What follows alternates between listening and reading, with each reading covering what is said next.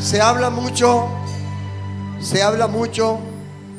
de los llamados, que todos y cada uno de alguna manera tenemos un llamado, ¿verdad? Y que de alguna forma Dios nos llama, nos escoge, y como nos escoge y nos marca desde un principio, entonces, ven acá, hey, si tú, ven acá, nos llama. Hey, tú, ven acá. Él te llama de alguna manera, aunque no diga ven acá, pero se puede dar el caso de que yo te haga así y ya tú sabes que yo te estoy llamando y no he hablado. Hay muchas maneras de llamar a una persona. Pongamos ejemplo, Jesse Manuel de los Santos Castillo me está mirando, ¿verdad? Yo le hago así. Él sabe que yo le estoy diciendo que venga. Hay que estar pendiente al llamado de Dios, porque hay muchas maneras como Dios llamar a una persona.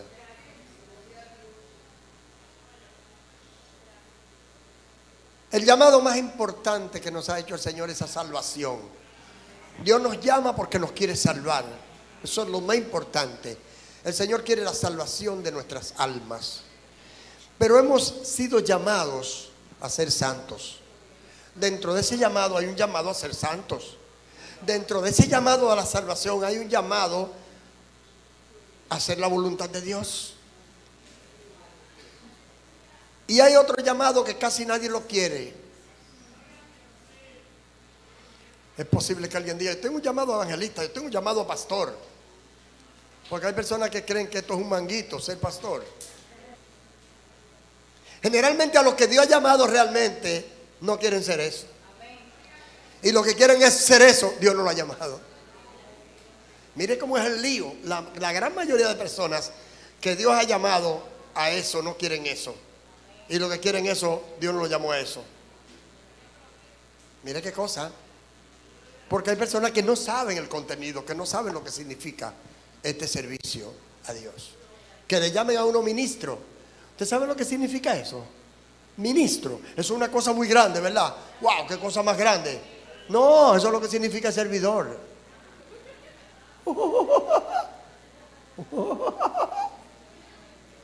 Ministro. Le están diciendo el que ministra, el que sirve. Ministrar es servir. El que sirve. Y si no sirve, no sirve.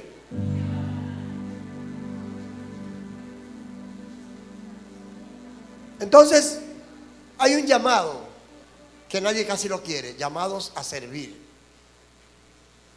Llamados a servir. A servir. Y el Señor hizo mucho énfasis en el servicio, en la entrega al servicio. Y el Evangelio se trata todo de servicio. Eso es lo que es el Evangelio. Identificarse con el servicio a los demás. Porque el servicio es un resultado del amor y de la piedad. El amor puede ser una teoría, pero la piedad es parte del servicio, es servicio. Amén. El piadoso es el que se manifiesta. El piadoso, por eso es piadoso, por eso es pío. El impío es el que no se manifiesta como Dios quiere que se manifieste, el que no se identifica con las necesidades de los demás. El impío es el que no se manifiesta con las verdades de Dios. El que no se manifiesta con la obediencia. El que no se manifiesta con la entrega. El impío es el que aún sabiendo lo que Dios quiere, repito, el impío es el que aún sabiendo lo que Dios quiere, no lo hace. El que no tiene piedad de sus mandamientos, ni piedad de sí, ni piedad de los demás.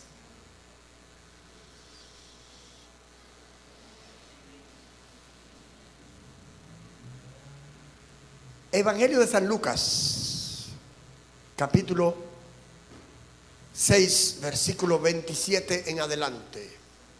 Dice de la siguiente manera: Pero vosotros, los que oís, quédese así sentado. Pero ustedes, los que escuchan, si se traduce del castellano craso, del castellano de Castilla, de aquella época, más vosotros los que oís, eso se traduce, más ustedes los que escuchan, les digo, amen a sus enemigos, hagan bien a los que les aborrecen. Qué lío. Ay, Señor, pero no, espérate. ¿Y cómo puede ser eso? Ustedes los que escuchan, los que están escuchando a diario lo que yo digo, escuchándome mis mensajes, los que están escuchando los mensajes a diario. Entonces Santiago dice, no sean solo oidores. Pero el Señor no dice esa palabra, deja que la digan los apóstoles. Ustedes los que escuchan, dice el Señor, lo que oyen aquí, les digo, amen a sus enemigos, hagan bien a los que le aborrecen, bendigan a los que los maldicen y oren por los que los calumnian. Ahí es donde la pintura es dura. En cuestión de rendimiento, ahí es que dura. Como dice el anuncio por ahí. Ahí es donde la mayoría de los cristianos, de los creyentes, chocamos con el evangelio. Con que hay que hacer lo que a uno no le gusta, pero lo que Dios le gusta. Cuando el Señor dice, vengan a mí todos los que están trabajados y cargados, que yo les haré descansar, se está refiriendo no a los trabajadores que echaron el día trabajando con un pico o una pala, no, está hablando de una condición espiritual del hombre. Trabajados, luchados por encontrar una solución en la vida. Eso produce cansancio. Hay gente que yo escucho que dicen, estoy harto, estoy cansado. Pero usted no lo ve con un pico ni con una pala. Es que está cansado, es que está harto de luchar en la vida y siente como que no avanza. Trabajado y cargado. Una carga que luego se convierte en ansiedad, o que es producto de la ansiedad. Y luego se produce esa ansiedad en estrés. Y luego pasa a depresión. Y no depresión tropical, no es tormenta, a una depresión psicológica, psicosentimental. Y esa persona puede llegar muy lejos, puede llegar hasta el infierno con unos síntomas así.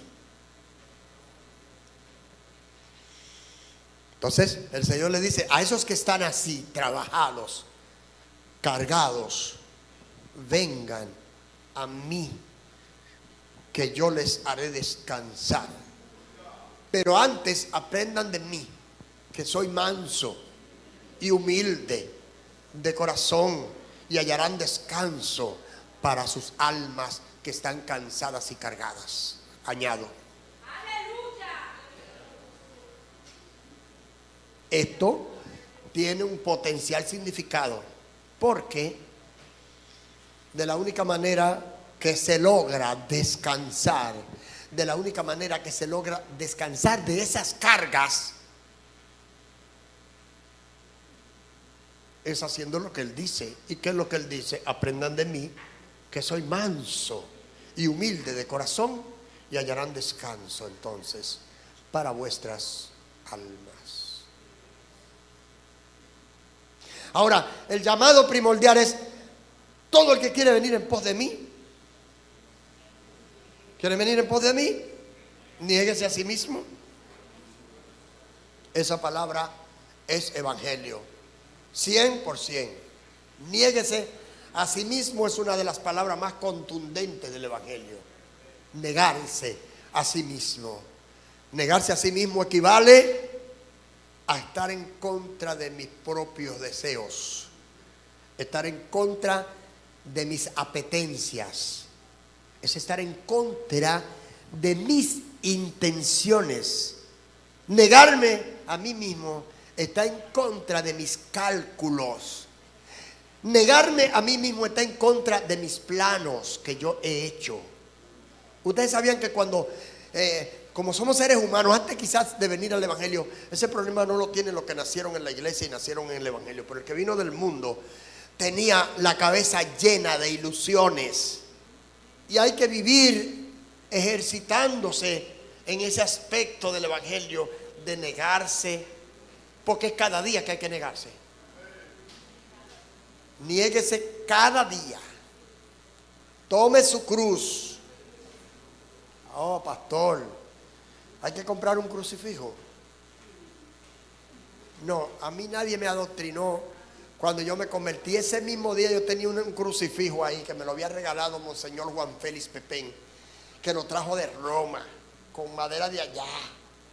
Y yo estaba con el pechito abierto, porque yo era muy flaco, yo era una varilla, yo era una varillita. Y yo estaba con un brocher de muchos botones a este lado y la tapa aquí, y ese crucifijote aquí, esa cruz ahí en el pechito grandote, un guillo aquí, un afro que nada más se me veían las puntitas de las orejas, porque yo era estilista, peluquero ahí en La Libertad frente al mercado. Vivía con una peineta y se me veían nada más las dos punticas de las orejas.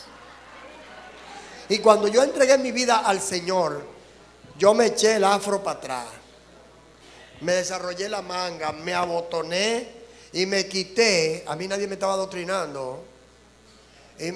Pero ven acá, si la Biblia dice que tome mi cruz cada día, ¿y por qué yo la solté entonces esa cruz? Porque no es esa cruz. Porque esa no era la cruz que Él quería que yo llevara. Y yo me quité esa cruz y cogí otra cruz. Porque comencé entonces a vestir como Dios quería que yo vistiera. Comencé a hablar como el Señor quería que yo hablara. Comencé a pensar como el Señor quería que yo pensara. Y eso cuesta. Eso cuesta. Eso tiene un precio, eso tiene un valor. Aquí la Biblia dice que tenemos que bendecir a los que nos maldicen. Eso pesa. Eso cuesta. Hoy yo estaba parado con mis hermanas en un sitio y salió un hombre y me dijo unas cuantas cosas y a mí me quiso subir el chocolate. Yo había desayunado con chocolate en la mañana, como con café con leche, y me quiso subir el café con leche. Digo, ay, pero Señor, el Señor reprenda al blondie. Oh, Jehová. Entonces, ahí es que el Señor dice que tú debes bendecir. Que Dios te bendiga. ¿Cuánto alaban al Señor? Oh, al que te hiera en una mejilla, preséntale también la otra. ¡Pipuá! Ahí se puso como más duro el evangelio. Ahí sí fue que se puso duro. Ahí fue que el evangelio se puso duro. Ay, Dios mío, pastor, pero ven acá, ¿cómo es? No, porque hay gente que lo malinterpreta. Dice que uno tiene que ponerle la otra a él de la misma manera. Pero no. Es que debe de haber en ti una disposición de aguantar otra. La verdad de esto es que usted debe de tener una disposición de recibir otro fuetazo.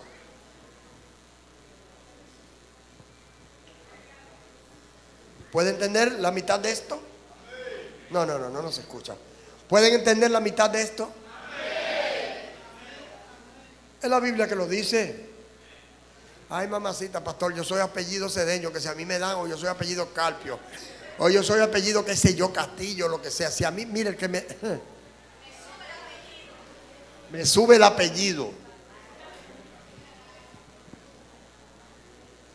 Pues mire, trate de que no le sube el apellido. Porque si le sube el apellido no va para el cielo. Hay un apellido que es más importante que el que le dieron sus padres, que es hijo de Dios. Es el mejor apellido, hijo de Dios. Y que usted tiene que actuar como hijo. Como hijo. Usted tiene que actuar como hijo de Dios. El que te hiera en una mejilla, preséntale también la otra. Y el que te quite la capa, ni aún la túnica, se la niegues. Y aquí es que quiero llegar ahora.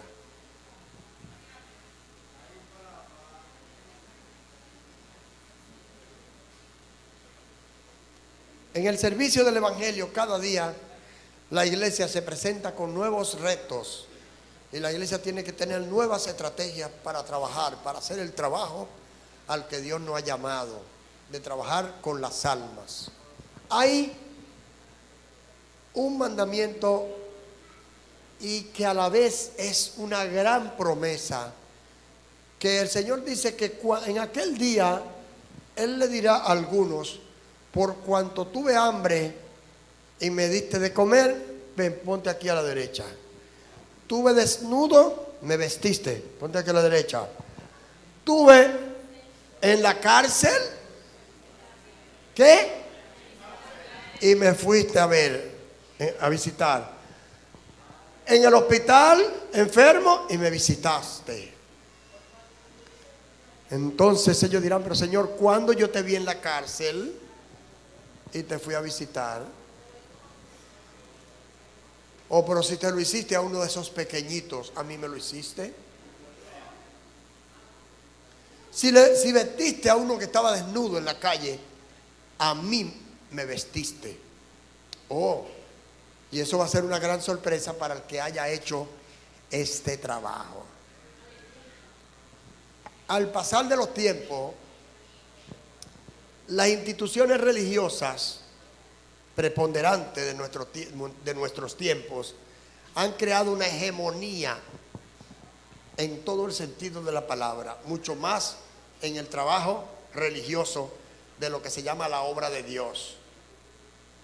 Porque a veces, mientras más falsas son las religiones, más usted la ve queriéndose dar a la sociedad y queriendo hacer el trabajo y queriendo hacer una pantalla y queriendo llevarlo por la televisión y por la radio cuando hacen cualquier cosita. Esas instituciones tienen una hegemonía y un monopolio aún en ese tipo de servicio de ayudar a los demás. ¿Pueden entender? ¿Saben por dónde voy? Hasta tal punto que eso se ha monopolizado tanto, y nos vamos a referir directamente a un caso. Pongamos al caso de trabajar con los presos. Trabajar con los presos y trabajar con los militares. En la mayoría de países que la Iglesia Popular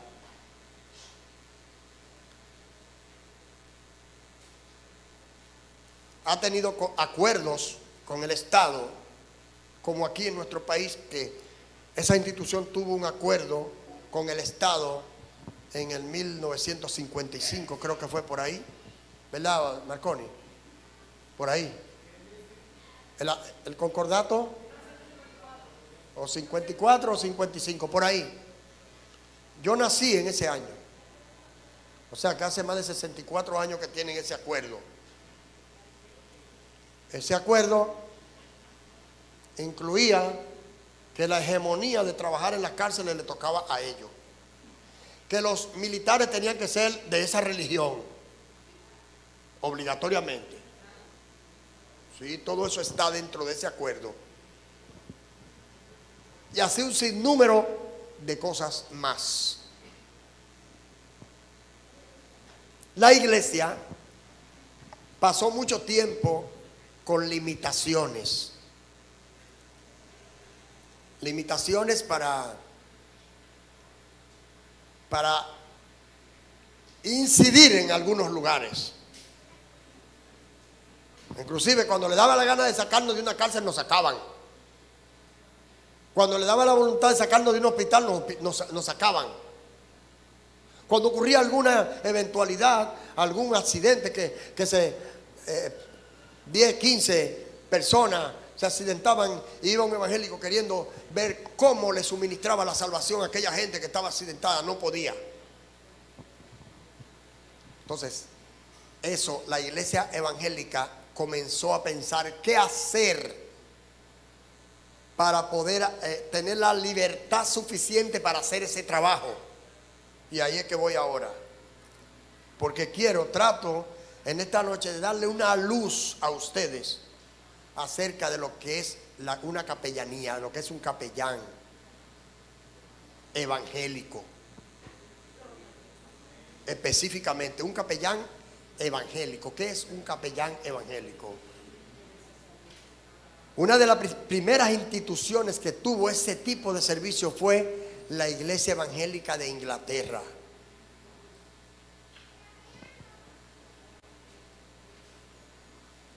Y lo usaba con los primeros que usaron ese cuello clerical o eclesial, una cosita ahí blanca, fueron esas gentes de Inglaterra. Luego la Iglesia Popular le gustó mucho porque ellos lo que tenían era un babero que usaban la gente de La Salle. ¿Ustedes acuerdan? Los lasallistas tenían una esclavina aquí, pero anchota, que parecía un babero, y la eliminaron por el cuello clerical o eclesial.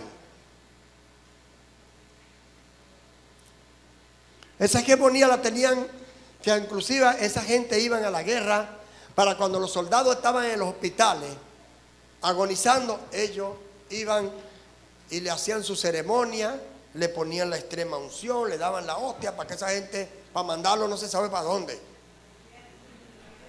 Porque yo no sé para dónde era que lo estaban mandando, ¿verdad? Entonces la iglesia evangélica dijo, no, pero nosotros tenemos también que hacer algo por la gente que está moribunda y por los que están enfermos y por los que están en los hospitales y por los que están en las clínicas y por los que están en intensivo, en las unidades de cuidado intensivo, en UCI, que nadie puede entrar ahí. Hay gente que se mueren ahí solo, sin nadie que le haya suministrado una palabra en el último momento de su vida. Entonces surgió el deseo de que también la iglesia evangélica tuviera los privilegios, las oportunidades, la autoridad humana. Ya tenemos la autoridad divina, ¿verdad que sí? Pero aquí abajo, el hombre que maneja los asuntos de aquí abajo. Entonces tú puedes ser un san pastor, tú puedes ser un siervo de Dios, y si ellos les da la gana no dejarte entrar, no te dejan entrar, aunque tenga cédula, aunque tenga lo que sea. Y yo recuerdo que de los años 90, 91, por ahí, 91, comenzamos a trabajar en la cárcel aquí. Ay, qué problema, porque ellos estaban trabajando ahí y nos cambiaban de día, porque los presos acudían en masa a los cultos que nosotros dábamos. Nosotros no teníamos ni la idea de lo que era una capellanía. Nosotros trabajábamos en la cárcel por el llamado. Estando nuestra hermana María de la Rosa aquí,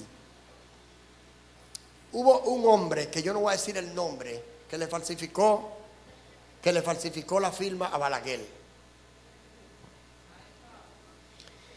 Y era muy amigo del pastor Germán Aponte. Y lo mandaron a buscar de la cárcel. Así comenzó el ministerio en la cárcel de un servidor y un grupo de hermanos. Y el pastor me dijo, mira Pablo, a mí me mandaron, fulano de tal me mandó a llamar que quiere que yo vaya allá para que le predique a él y a los que están ahí, a los compañeros de él. Tú puedes ir, Pablo. Yo le digo, pues yo voy, varón. Usted sabe, soy un misionero. Y con la anuencia de mi pastor, busqué en base a muchísimas luchas una manera cómo yo entrar, que no fuera en el momento. Porque en el momento, escuchen bien, en el momento de la visita, los presos, los que están atendiendo, no es a la palabra de Dios, sino a ver lo que levantan. ¿Pueden entender? Entonces se necesitaba un permiso, se necesitaba una autorización, se necesitaba una oportunidad para escoger un momento en donde darle la palabra y que ellos tengan que escucharla. Y mi hermano pastor me envió allá, yo me fui con María de la Rosa, me fui con un grupo de hermanos y les llevamos también refresco y galletas. Me recuerdo como ahora mismo.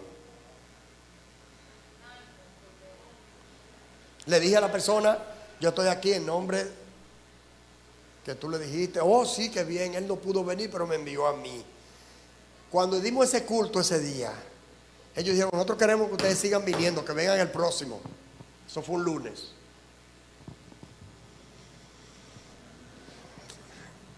Se comenzó a golpear la gente.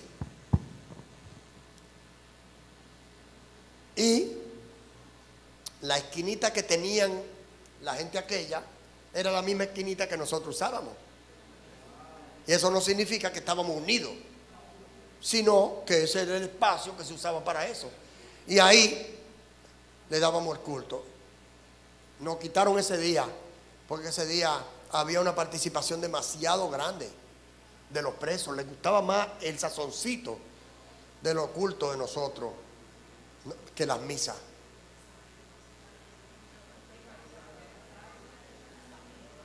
Y ahí entonces se armó el lío. Ahí estábamos nosotros bloqueados, que no podíamos casi entrar. Eso era una batalla. A veces íbamos el grupo a dar el culto y no lo podíamos dar, teníamos que volvernos para atrás. Y los presos, ¿qué pasó? ¿Qué pasó? No, que no nos dejaron entrar. Yo le dije al pastor, vino de aquí, vino un joven que trabajaba en el ministerio de G. Ávila a presentarnos el proyecto de una capellanía que pertenecía al ministerio Cristo Viene allá en Bayamón, en Camuy. Y Germán Aponte, yo le dije, varón, ¿qué usted cree de eso? Porque es que tenemos muchos problemas en la cárcel para poder trabajar. Y fuera bueno sí, eso es verdad, pero no, en esa yo no siento. Y no nos inscribimos en esa, seguimos. Y entonces, luego de unos días, conocimos al hermano Máximo Valdés. Tenía el papá de Evelyn, oigan bien, el papá de Evelyn Valdés, la secretaria nuestra, pertenecía a una capellanía en Santo Domingo e invitó a Máximo para que Máximo fuera. Máximo fue, habló con el pastor Germán Aponte. Germán Aponte le dijo, claro que sí, varón, si eso es para trabajar con los presos y con los enfermos y con los necesitados. Y le permitió. El primer capellán que hubo en esta iglesia fue Máximo Valdés, el sastre, el hermano de Anito, de Rafael Valdés, que es sastre, ahí abajo. Y luego que él nos estuvo explicando acerca de eso a mí, al pastor, entonces el pastor me dijo, mire, varón, yo creo que en esa sí. Y tanto el pastor como un servidor y unos cuantos hermanos aquí comenzamos a formar parte de esa capellanía. Nos hicieron un carnet. Y cuando nosotros íbamos con ese carnet a casa de guardia, mire, nosotros somos capellanes que evangélicos, mírenlo ahí, capellanes evangélicos, y tenemos autoridad para queremos que nos asignen un día, y tuvieron que asignarnos un día. La cosa comenzó a cambiar. Entonces formamos la primera iglesia en la cárcel, porque teníamos autoridad, teníamos derecho, porque aquí hay una libertad de culto. Si ellos tienen capellanes, nosotros podemos tener capellanes, pero no conocíamos eso, no sabíamos ese derecho que teníamos. Pensábamos que los capellanes solo podían ser católicos, pero cuando vimos la Constitución, vimos que entonces se levantaron unos hombres de Dios y dijeron que los derechos humanos dicen que los militares tienen derecho a tener un instructor espiritual que esté con ellos, alistado, y que le dé seguimiento espiritual a los que no son de otra religión, que cada religión tiene derecho a tener un militar o cuasi militar autorizado para darle a ellos sus cultos y su seguimiento espiritual. Cuando nos dimos cuenta de eso, mira, entonces comenzamos a reclamar nuestro derecho, la iglesia, porque eso se conocía en Estados Unidos y en Puerto Rico y en otros países, pero aquí no se conocía eso, aquí había una hegemonía terrible. Entonces comenzamos a entrar a los hospitales con libertad, para afuera, para afuera, mire. Pues está bien, Ah, pues está bien. Luego que abrimos la primera iglesia, Alfredo fue uno de esos miembros. Francisco Herrera entonces sustituyó a Alfredo. Francisco Herrera, lo conocimos en la cárcel, fue que lo conseguimos a Francisco Herrera, el pastor, y él entonces comenzó a ser pastor desde la cárcel. Y ahí comenzó el asunto a calentarse. Luego, entonces, nos ganamos al varón. Luego nos ganamos a Ramón Inirio. Y por ahí para abajo un paquete de hombres que ya ustedes lo conocen. Y nadie podía detenernos porque teníamos el mismo derecho y la misma autoridad que tenían los otros. Por medio a esa facilidad. Pero así, una contradicción así, nunca ha habido ni medio acuerdo, nunca, ni media reunión, ni media nada entre los capellanes evangélicos y esa gente. Si un día se arma una catástrofe y hay una inundación, ahí nos juntamos los ladrones, los adventistas, los católicos, todo el mundo a rescatar gente porque es una situación que lo amerita nuestra sociedad. ¿Cuántos bendicen a Dios? Cuando se arma un juidero, un fuego o una contingencia, un problema que hay, nos tenemos que unir todos a apagar un fuego si es un fuego, a rescatar a alguien si hay que rescatarlo, pero no porque haya ningún acuerdo ni ningún consorcio. Y estamos dando esta aclaración porque nos hemos dado cuenta que hay hermanos entre nosotros, algunos, no muchos, que están en duda, que no saben qué es lo que es eso, con qué eso se come. No, señor. Le estamos aclarando esto es desde el tiempo del pastor Germán Aponte, del 90 al 91. Y Germán Aponte murió siendo capellán con un reconocimiento. Y cuando el Señor me permitió recibir una visa, cogí a New Jersey, a Newark, donde el encargado de esa capellanía, que no tiene nadita que ver con Iglesia Católica ni con nada, más RT que cualquiera, de sana doctrina, el pastor Sergio Artiles González, que mi esposa le dice el primo, un Germán Aponte, un hombre así manso, un hombre tranquilo, un hombre especial de parte de Dios, un siervo de Dios. Y es verdad que han surgido capellanías flojas que aceptan a cualquiera porque quieren tener gente de toda la estrata social. Nosotros no. Inclusive para ser un capellán de lo de esta institución tiene que ser recomendado por su pastor y tiene que tener credencial ministerial. ¿Entendido? Una persona que esté en comunión con su iglesia. Y eso se lo reconvenimos a una capellanía que vino el día pasado aquí acabando. Y yo enfrenté al dirigente, un muy amigo mío. Le llevaron así, no.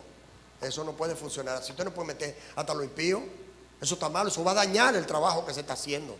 Y él renunció. Es un predicador muy eminente. Y él renunció de esa capellanía porque la idea era una idea de meter a todo el mundo. No, señor.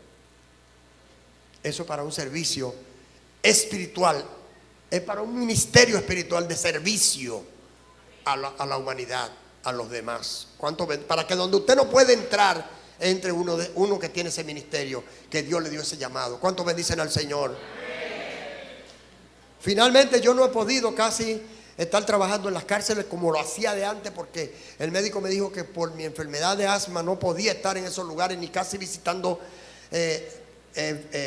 hospitales y visitando clínicas y cosas así donde haya enfermedades contagiosas, porque al tener la defensa baja y tener ese tipo, yo vivía, era guindando que vivía, porque el hacinamiento me producía más, me forzaba más la enfermedad. Pero duró mucho tiempo yendo a la cárcel. La gloria del Padre, entregado cuerpo, alma y espíritu a ese servicio para la gloria y la honra del Señor. Además de eso, la capellanía tiene que ver con los derechos humanos, tiene que ver con el reclamo de la justicia social. El capellán tiene una función social de interceder por el desvalido.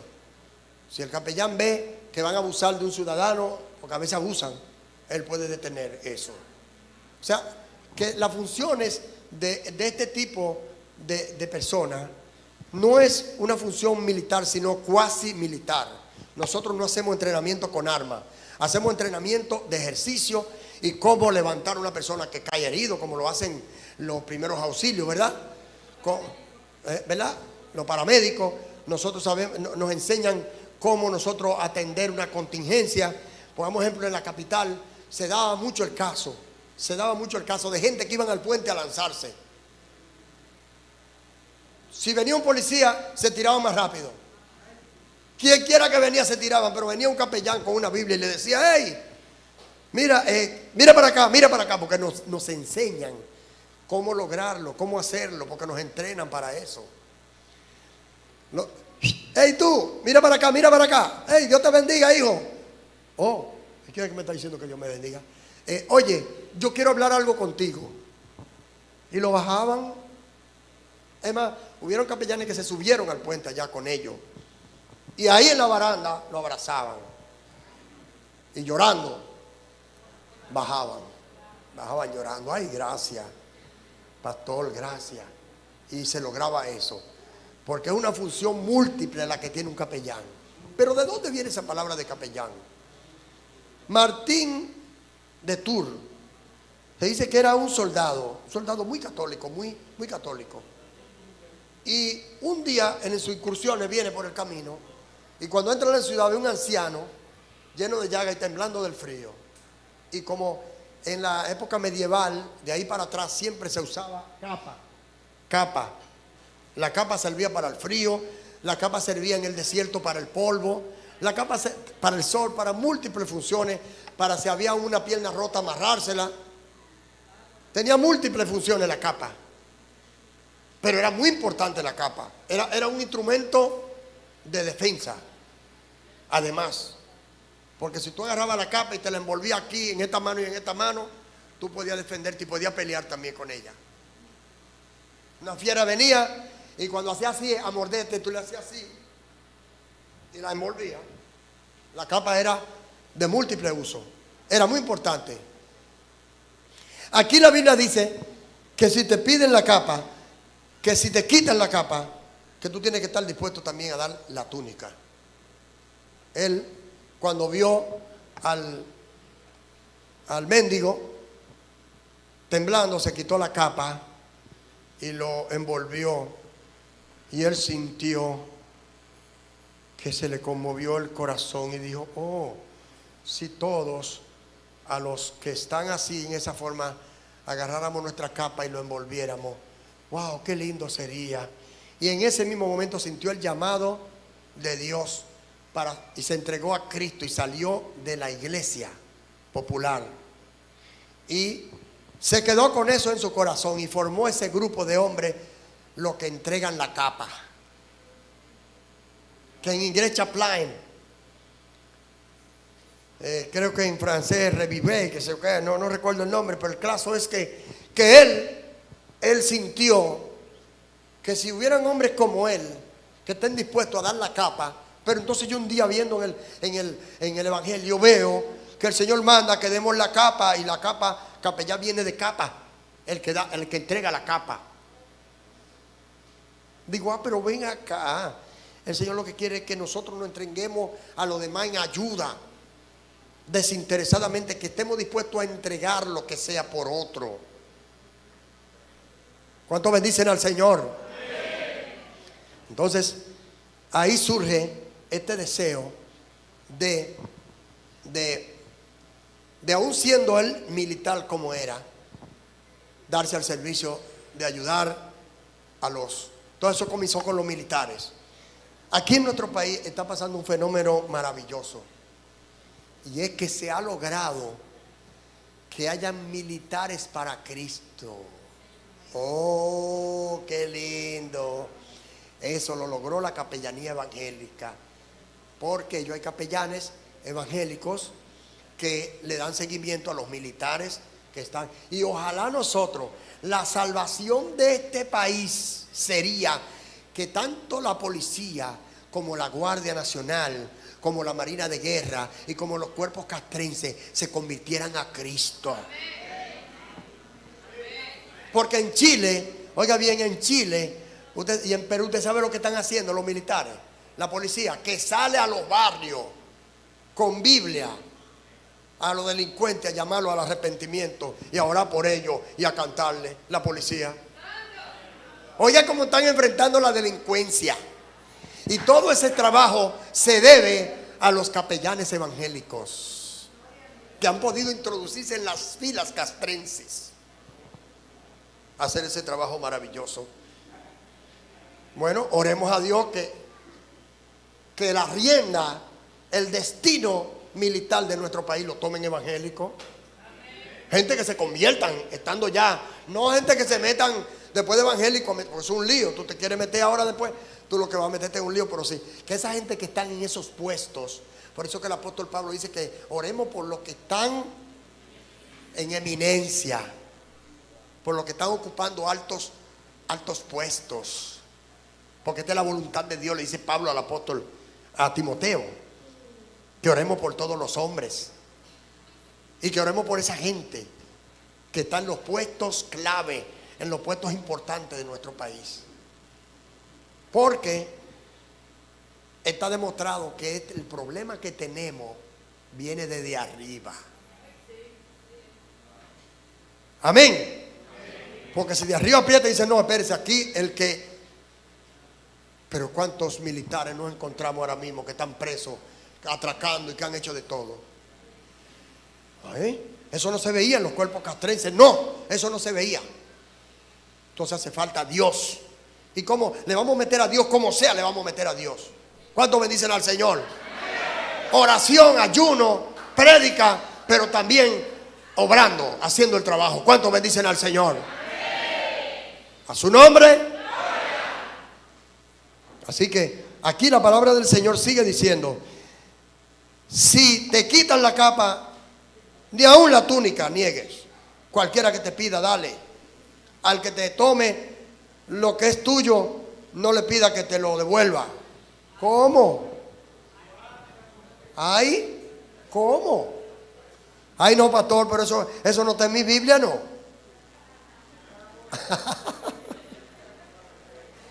Mira, este evangelio no está fácil. Porque si amáis, porque como queréis que hagan los hombres con vosotros, así también haced vosotros con ellos. Lo que ustedes quieren que hagan con ustedes, háganlo ustedes con los demás. Porque si amáis a los que os aman, ¿qué mérito tenéis? Porque así también los pecadores aman a los que le aman. Y le dan prebenda y cosas a los que le pueden devolver. Pero denle al que no le puede devolver, que entonces ustedes van a tener un depósito en el reino de los cielos. Si tú le das al que no te puede remunerar, eso se te va a acumular allá arriba.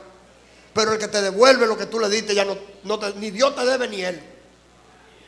Ni te debe Dios, ni te debe él.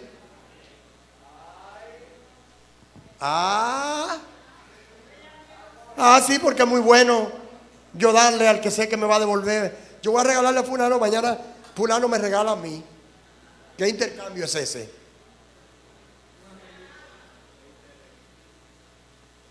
Eso es casi un angelito. Dame tú que yo te voy a dar. Y te voy a dar porque tú me vas a dar. No, así no es. Así no es. Porque si amáis a los que os aman, ¿qué mérito tenéis? Porque así también los pecadores aman a los que lo aman. Si hacéis bien a los que os hacen bien, ¿qué mérito tenéis? Porque también los pecadores hacen lo mismo. Y si prestáis a aquellos de quienes esperáis recibir, ¿qué mérito tenéis? Porque también los pecadores prestan a los pecadores para recibir otro tanto. Amad a vuestros enemigos y haced bien. Prestad y no esperando.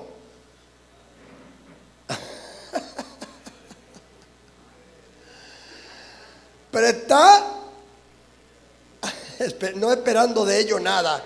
Y será vuestro galardón grande y seréis hijos del Dios Altísimo, porque Él es benigno para con los ingratos y malos. Dios nos da una lección de que cuando llueve le cae agua a los ladrones, le cae agua a los explotadores de los trabajadores, le cae agua a los que venden cara las cosas. Y el Señor deja caer su agua sobre buenos y sobre malos. Y su sol sale para todos. El sol sale. Oh, es una lección que Dios nos da. Sed pues misericordiosos como también vuestro Padre es misericordioso. Aleluya. Que no es por nuestra linda cara que a veces suceden las cosas. Nunca somos tan merecedores más que otros. Porque todos tenemos nuestras cositas buenas y nuestras cositas malas.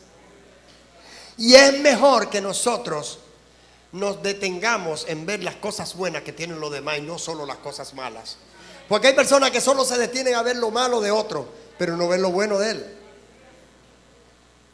Y eso nos detiene para hacer el trabajo de Dios.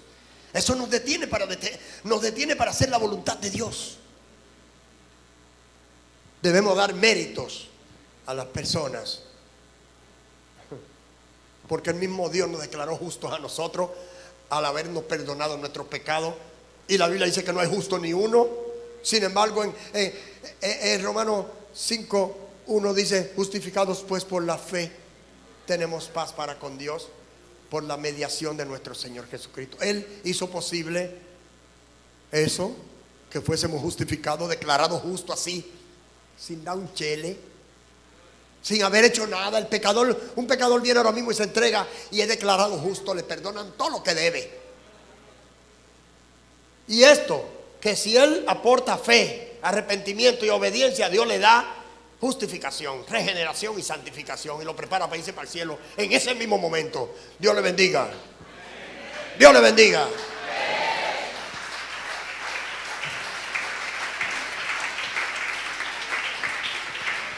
Santo es el Señor.